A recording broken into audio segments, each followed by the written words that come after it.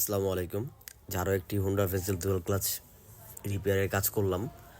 তো এইটা খারাপ হওয়ার মূল কারণ কি জানেন? এটা খারাপ হওয়ার একটাই কারণ, এটা হচ্ছে যে অয়েল লিকেজ। গিয়ারের একটা সিল থাকে, যেটা ছোট একটা সিল, ওই সিলটা লিক করলে যে ভিতরে অয়েল গিয়ে ড্রাই ক্লাচটাকে ও অয়েলি বানায় ফেলে, আর স্লিপ করতে করতে আপনার হচ্ছে ক্লাচটা খারাপ হয়ে যায়।